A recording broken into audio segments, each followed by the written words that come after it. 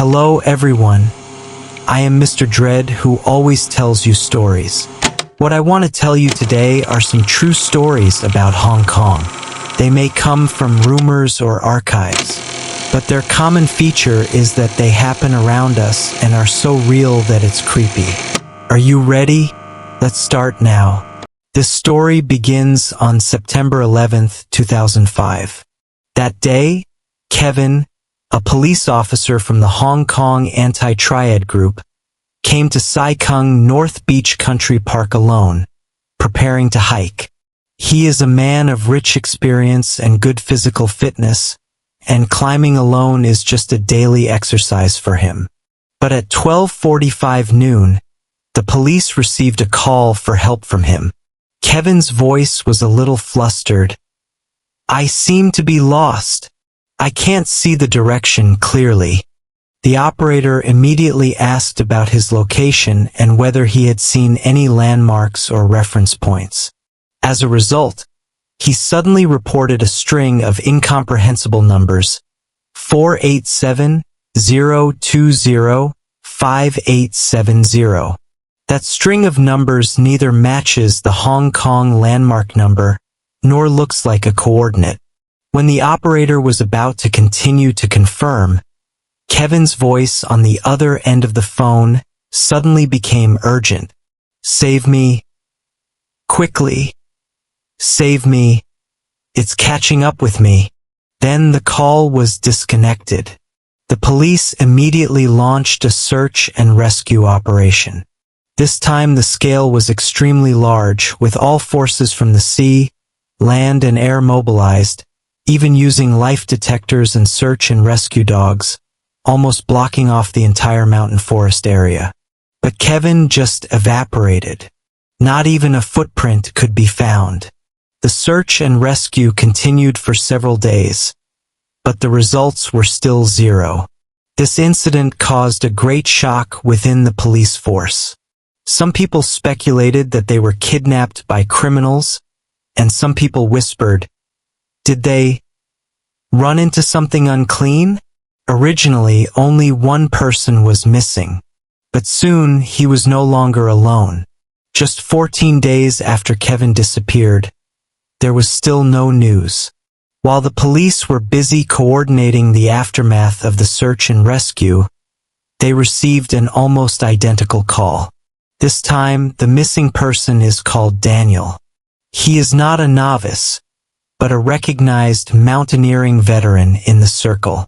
He is experienced, familiar with the routes, and is also a backbone member of an outdoor club.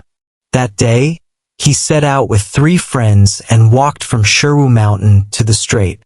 The whole journey took no more than 4 hours, which was not a challenge at all for him.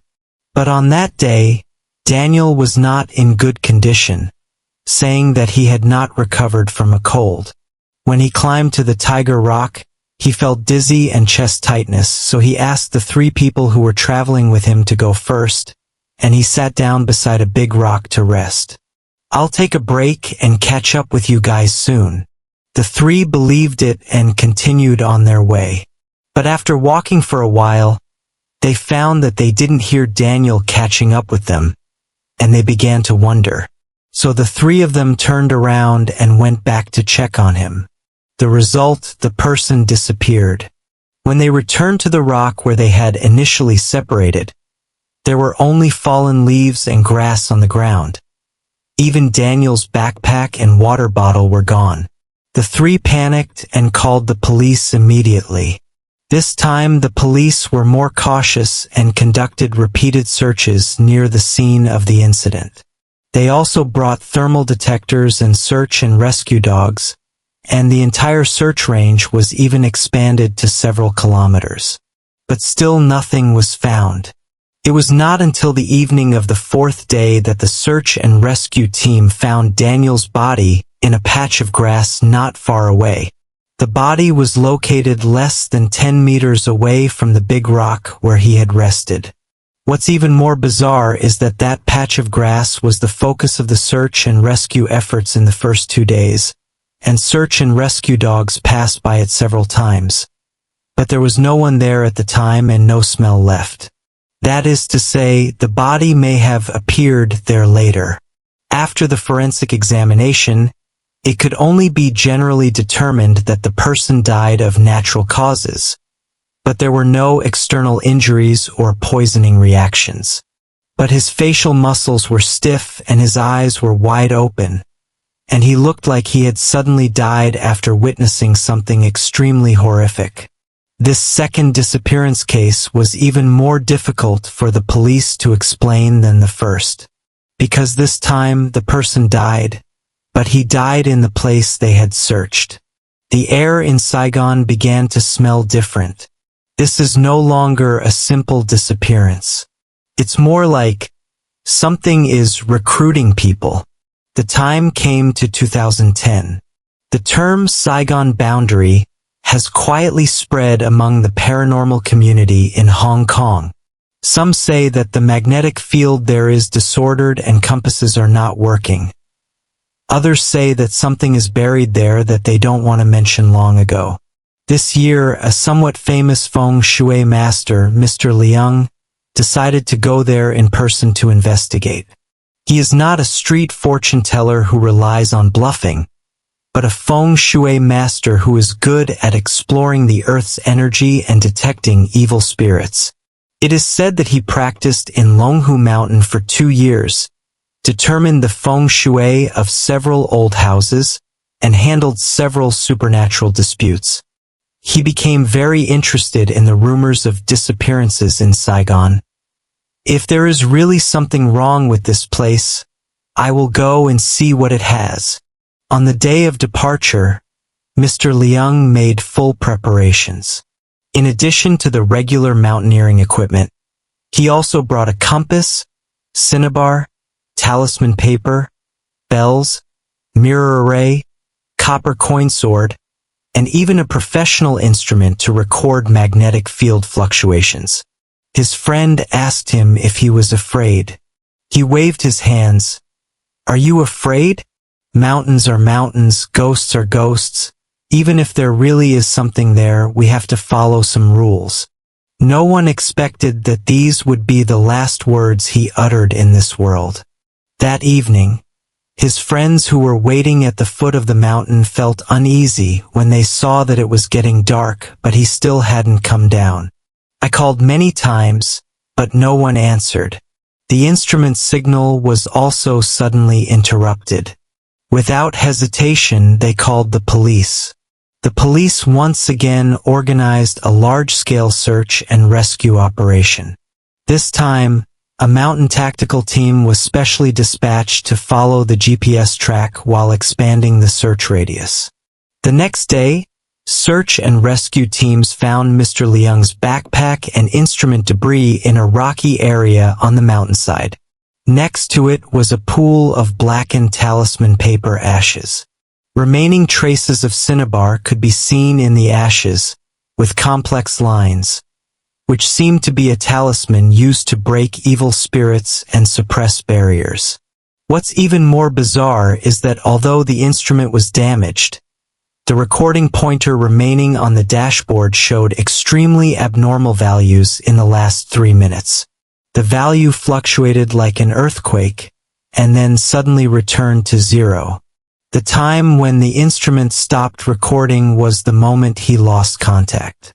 20 meters away from the ashes, a rescue dog suddenly barked wildly, struggled to break free from the leash and ran back. The dog trainer had never seen it so out of control. They continued to search forward, but found nothing. There was no blood, no shoe prints, and no signs of a struggle. Mr. Liang just disappeared into the forest in broad daylight before his ritual was completed. A feng shui master, a man equipped with all the instruments and rituals, took the initiative to walk into Saigon. The result was the same as others, silent and without a trace. And next to the talisman paper he had burned, the cinnabar was still wet. It was as if he wanted to seal something before he left. But he didn't have time. On June 18, 2016, A mountaineering enthusiast named Jason posted a message on social media saying that he was about to go mountaineering in Saigon, and also sent a voice message to his family to let them know he was safe. That voice message became the last voice record before he disappeared. After he entered the mountain, his phone could no longer be reached, and his social media accounts had no updates. His family waited all day and made dozens of calls at night, but all of them fell on deaf ears. The next morning, the police immediately launched a search and rescue operation after receiving a report from the family. The carpet search lasted for 2 days, and the only discovery was a blue hat dropped on the side of the mountain trail. Everyone thought that he was in great danger and might have become another disappeared person in the mountains of Saigon. But on the morning of the 3rd day, a call to the police broke the silence.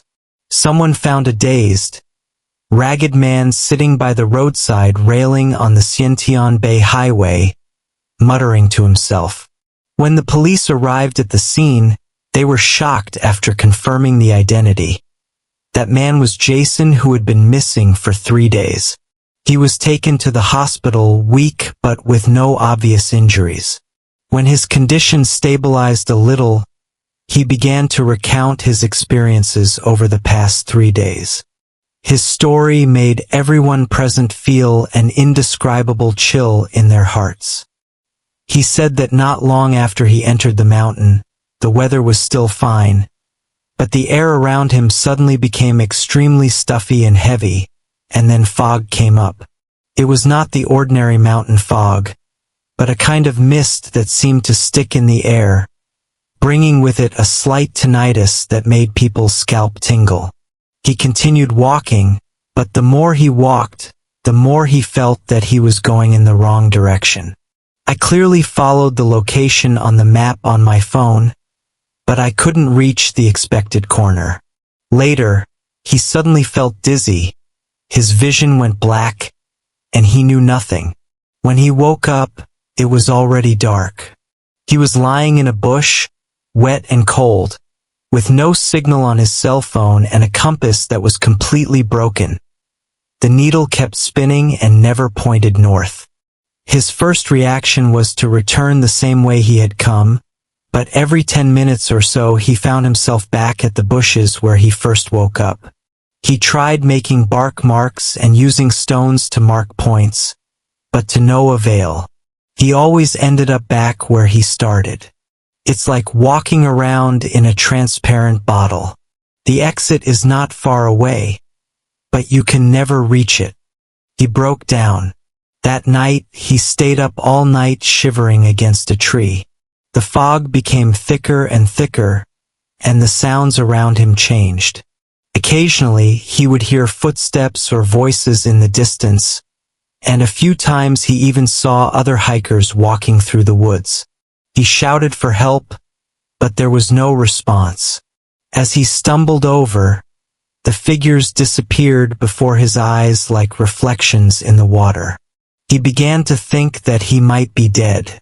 The next morning, the fog had cleared a little, and he decided not to follow the map anymore, and headed downhill through the forest at random.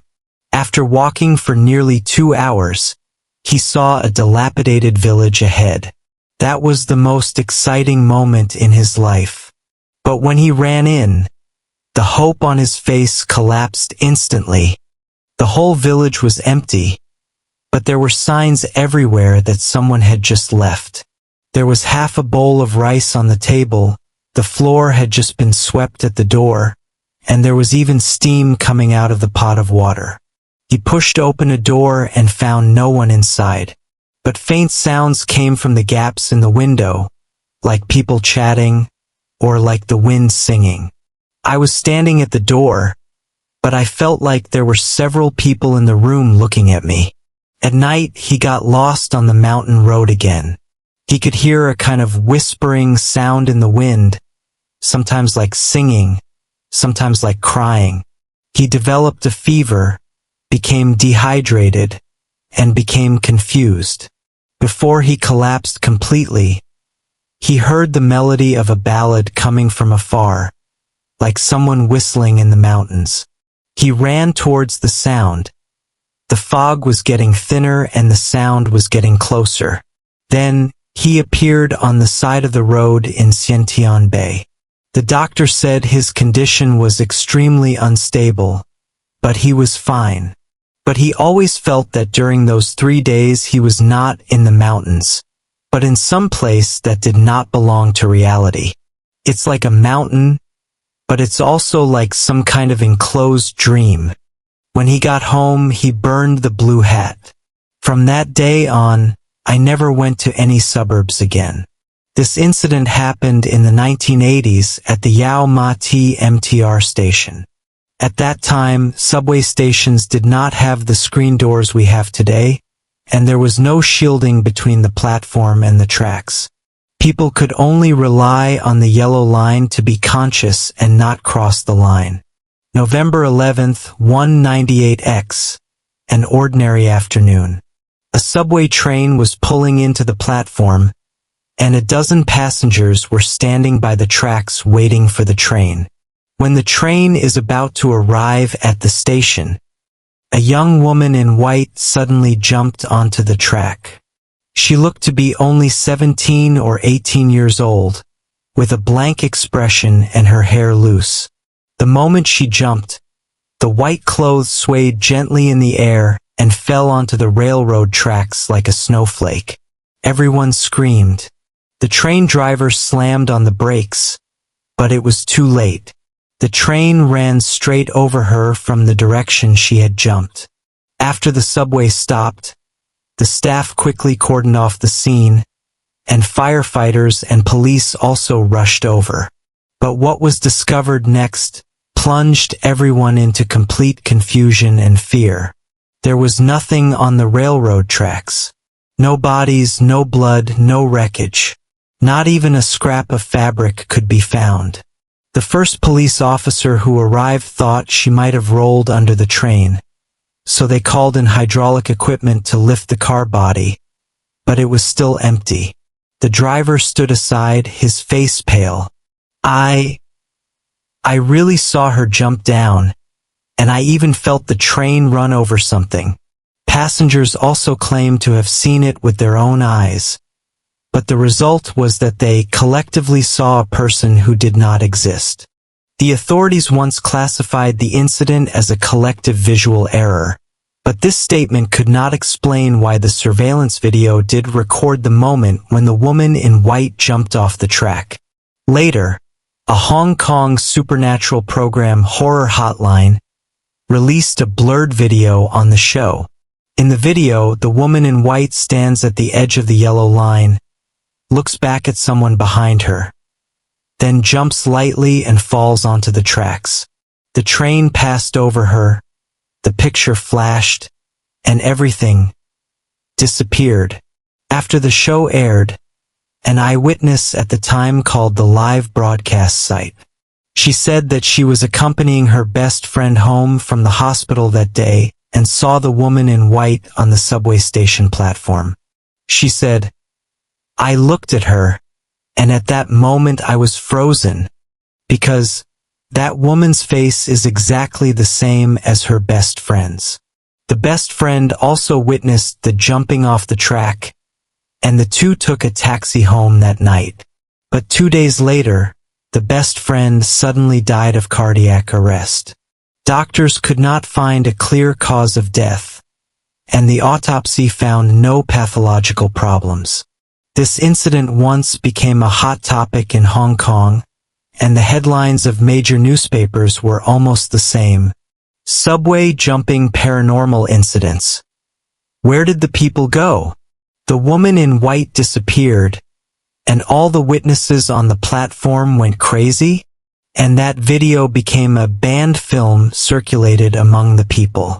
Some people say that after 11 o'clock at night, a figure in white standing in front of the yellow line will be reflected on a certain section of the wall in the subway station.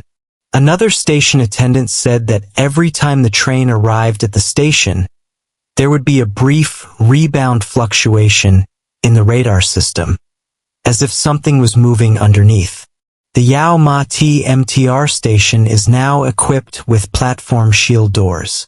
But every year on November 11th, there are always older generation drivers who ask for leave in advance, saying that they feel a little uncomfortable that day, because they all remember that day a girl jumped down, and since then, she has never jumped up again. In Wan Chai, Hong Kong, there is a small historical building, Wan Chai Post Office. This post office was built around 1912 and is one of the earliest existing postal buildings. It has a classical exterior and yellowed walls and is listed as a statutory monument. During the day, this is a popular check-in spot. But in the memory of the older generation of Wan Chai residents, there was once a strange incident of midnight letter delivery here. They called the letter carrier the ghost postman. This postman looks like an ordinary person, wearing a uniform, carrying a mail bag, and moving steadily. The only difference is, he never appeared during the day and only delivered mail after midnight. What's even more strange is that what he sent was not a bill or a registered letter, but a piece of white paper. Whoever takes that piece of white paper will have someone in his family die suddenly within 7 days. After death, the piece of white paper will also disappear out of thin air, without even the ashes left. The earliest record of this occurred in the 1950s. A middle-aged man living on Queens Road East heard a knock on his door at night. When he opened the door, he saw a postman who handed him a letter and said, "This is for you." He took it doubtfully and saw that his name and address were indeed written on the envelope. Open, there was only a blank white paper inside. He was stunned for a moment and didn't take it seriously. Less than a week later, his mother suddenly died of a heart attack without any warning. He wanted to find the white paper and give it to the police, but found that the envelope was still there, but the paper was gone. Since then, more similar incidents have begun to occur in the Wan Chai district. Every time, late at night, a postman with a blurry face would knock on the door and deliver a white letter with only the recipient's name on it. Without exception, everyone who received the letter died within 7 days. Some fell from heights, some were electrocuted in the bathtub, and some died of myocardial failure. The causes of death varied, but were all extremely sudden. What's even more bizarre is that all the victims' families recalled that the blank piece of paper had disappeared. A wizard came to investigate this place and said it was a kind of letter of revenge. His original words were, "This is not written for you. It is taken directly from your life. Your name is on the paper, but you can't see it." In order to suppress the rumors, the wizard set up an altar in a small temple near the post office and stayed there, burning incense all year round to suppress the spirits. It is said that he can control the frequency of the ghost postman's appearance and make it stay at home and not deliver anything. But a few years later, the wizard died of old age. After that, more people on the streets of Wan Chai claimed that they saw a postman's back disappearing around the street corner in the early morning. Another time, a curious young man tried to follow the postman. He said that at about 12:40 that night, he saw the man walk into the alley with steady steps. But when he turned the corner, the postman disappeared into thin air. There was only an envelope on the ground, with the words "to Adam" written on it. The young man's surname is Chong. He was seriously ill for 3 days and 3 nights. After he recovered, he moved out of Wan Chai and never returned. To this day, the Wan Chai post office still stands, operating as usual during the day with people coming and going. But the older residents nearby still remind their children, "After midnight, don't open the door if anyone knocks." Even if he's in uniform, don't open it, because you never know whether the letter outside the door has your name on it. It was midsummer in the 1980s. Kowloon walled city in Hong Kong is as hot and humid as a steamer. The place is notoriously crowded, dirty and disorderly. The streets are narrow, sewage is flowing everywhere, houses are stacked one on top of another. Air can hardly circulate, and the whole area is filled with corruption and stench. But on certain days, the smell became different. It was no longer the stench of rotting fish or shrimp, but a subtler, more disgusting kind, like a corpse. Finally, one resident couldn't stand it anymore and called the police. The police followed the smell upstairs and came to the door of a room full of junk. The old police officer in charge frowned and whispered, "It's not stinky fish. It's the smell of a corpse." They knocked on the door and called for help, but there was no response. Just as they were about to force the door open, suddenly, the aroma of rice and sausage wafted into the room. Everyone was stunned. This means that someone is cooking in the house. They slowed down and were about to knock on the door again when it opened by itself. Standing at the door was a little girl of about 4 or 5 years old, wearing patched clothes and with bright eyes.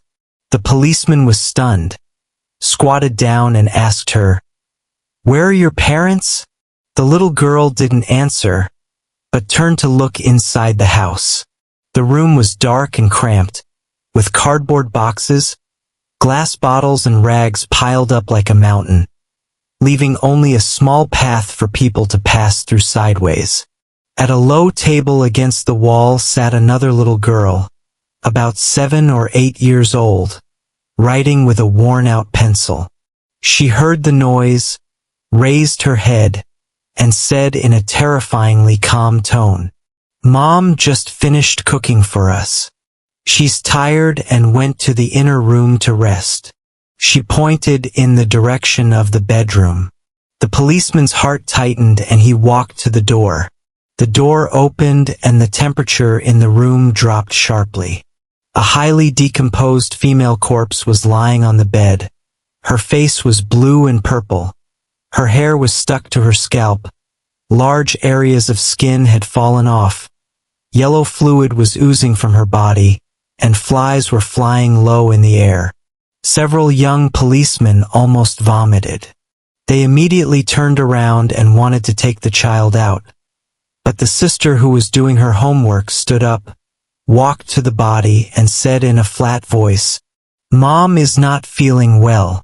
She went to bed right after cooking." The little sister also agreed.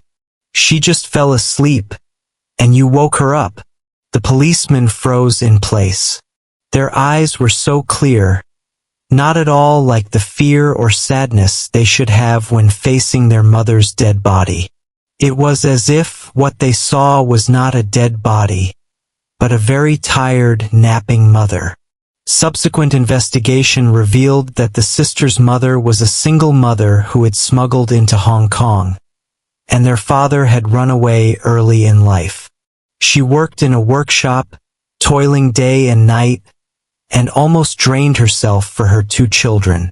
Due to long-term overwork and malnutrition, she was unable to get up after returning home one night. Forensic identification. Time of death was at least 7 days ago. But here comes the problem. During these 7 days, the children ate on time every day. The meals were hot and smelled of the sausages. They don't know how to cook and the stove is taller than they are. Then who cooked this meal? Who lit the fire? Who steamed the sausage? Who put it in the bowl? Who else would refuse to leave even after death, just to cook a few more meals for their children? It's not like she didn't realize she couldn't hold on any longer. But she knew that the 2 children were too young and could not survive on their own. So she stayed. He waited until she fed him the last bite of food with her own hands and heard someone knocking on the door before he finally closed his eyes quietly. Victoria Park, Hong Kong Island.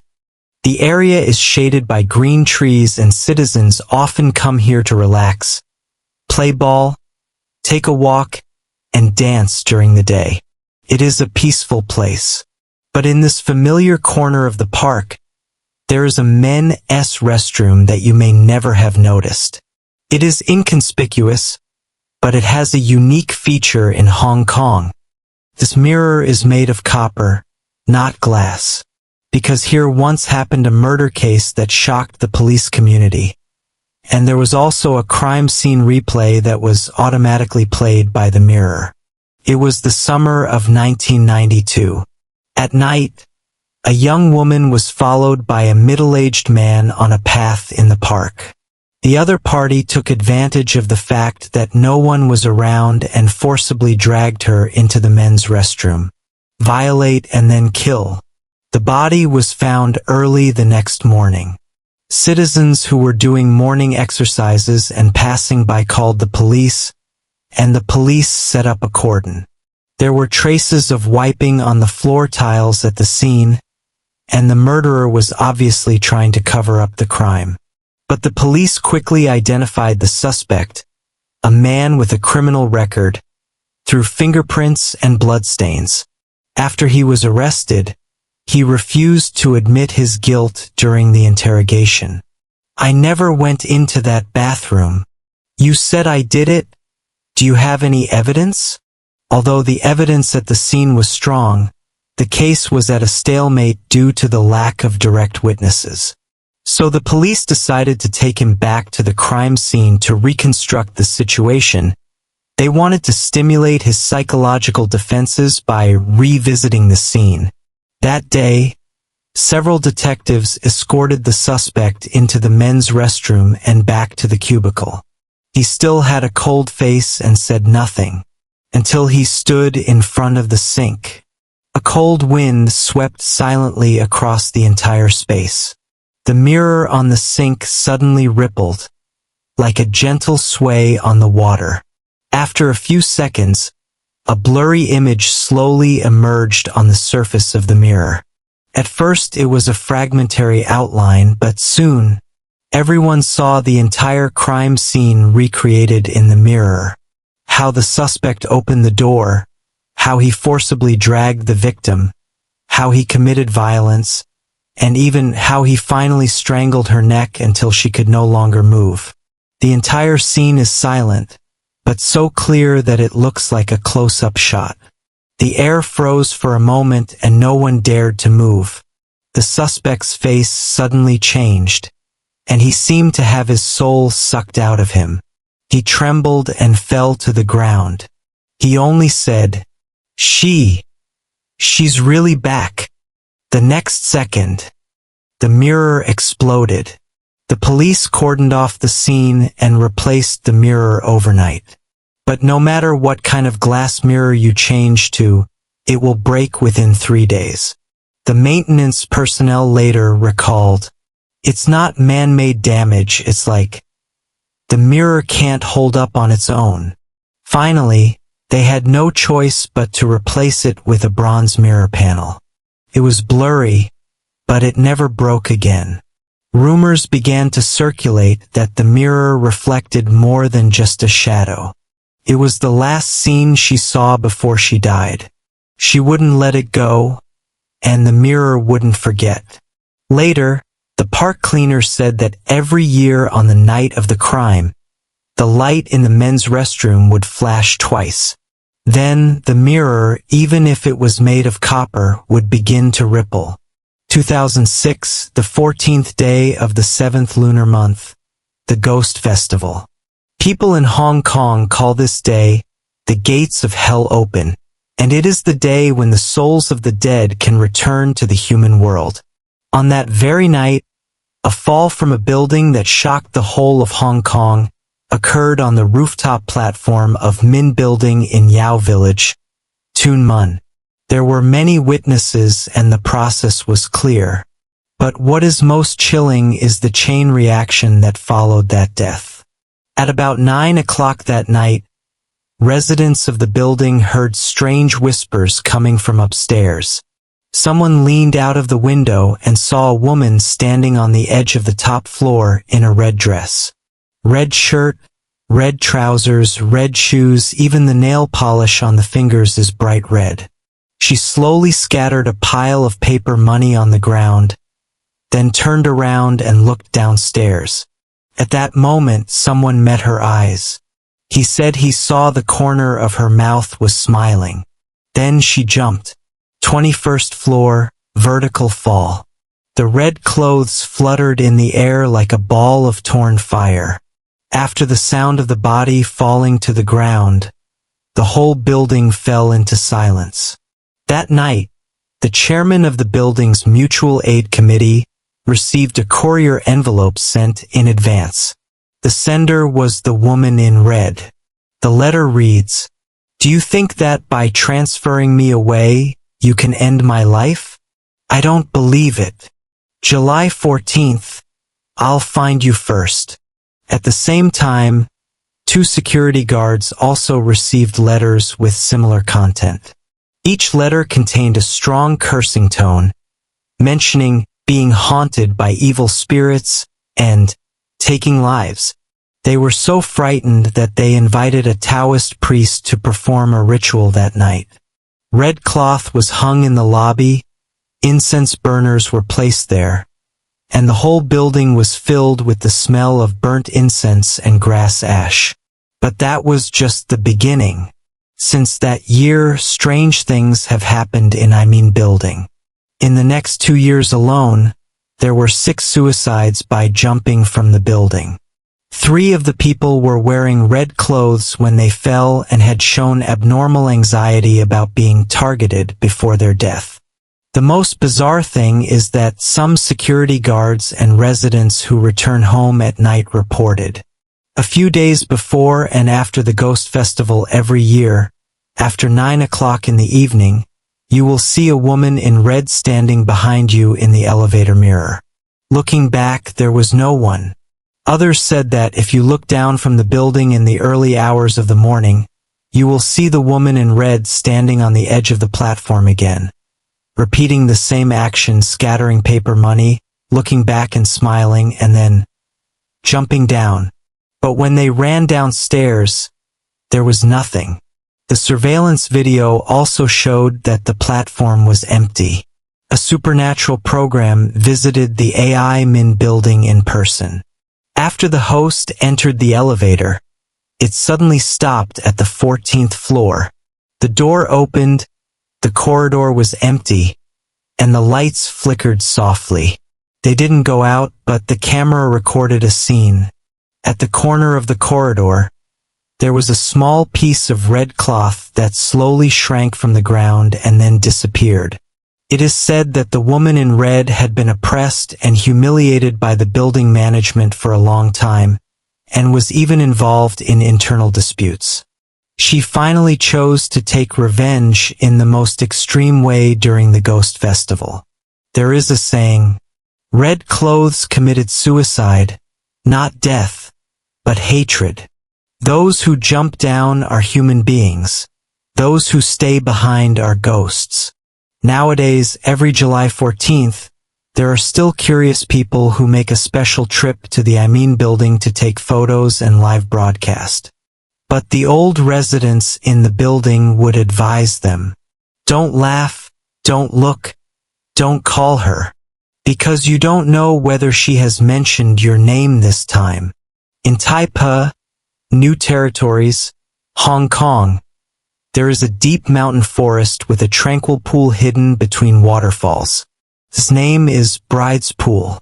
When I first heard it, I thought it was the name of a beautiful scenery, but those who know its origin avoid it. Because this name is not a symbol of romance, but the shadow left by a real fatal accident. According to legend, several decades ago, a bride in a red wedding dress left Jiateng for her wedding, and her destination was Luk Kong. It was drizzling that day and the mountain road was slippery. The bride sat in a sedan chair carried by 4 bearers. On the way, they passed the narrow mountain path above the waterfall. The sedan bearer in front slipped and the entire sedan and the people fell into the pool. When people rushed down to salvage the body, the sedan had already broken apart and the bride was floating on the water, her face covered by a red veil and her eyes still open. After falling into the water, she did not close her eyes. Her unfinished journey to marriage became a knot that could never be untied in the entire forest. Since then, a series of inexplicable accidents have begun to occur in Bride's Pond. At first, someone heard the sound of gongs, drums and swona coming from the mountains and forests at night, like a wedding procession marching in the fog. Later, a traveler who stayed overnight in the mountains claimed that when he woke up in the morning, he saw a pair of red shoe prints outside his tent, extending to the edge of the pond and sinking into the water. Even more terrifying is, since 1982, there have been 14 murders around Bride's Pool, including 1982, a body dumping case in which a woman was found still wearing festive clothing. 1998, a triple murder case with red cloth fibers left at the corners of the victim's mouth. At least 8 car accidents involved red vehicles, 5 of which were wedding cars. The crash sites were all close to the bend near the pond. According to local villagers, she only recognizes colors, not people. As long as red comes into Tanku, she will take one away. There is also a widely circulated saying, every year in the 7th month of the lunar calendar, a stone in the forest will seep out blood-red water. That was her wedding dress being changed.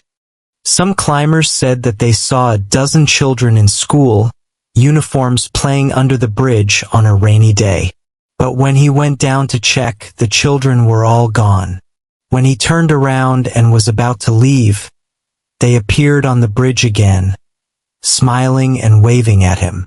Bride's Pool has no fences or warnings. During the day, the scenery is pleasant and there are many tourists. But at night, the old villagers would place an oil lamp by the pond and whisper, "Sister Fong, someone is passing by today, not here to greet you." They don't burn paper or offer flowers, they just light a lamp. If the light goes out, there will be one less person walking around. There were ghost hunters who tried to dive to the bottom of the pond late at night to shoot so-called ghost videos. What the diving video equipment recorded was, suddenly, a pale finger stretched out in front of the camera, slowly turned in the water, and then pressed on the camera. The picture is interrupted. The psychic was sent to the hospital and lost his voice for 6 months. Not a word yet. They said that at the bottom of the bride's pool, there was a red string from an unfinished wedding, wrapped around the red gauze wedding dress. It does not rot, decay, or fade.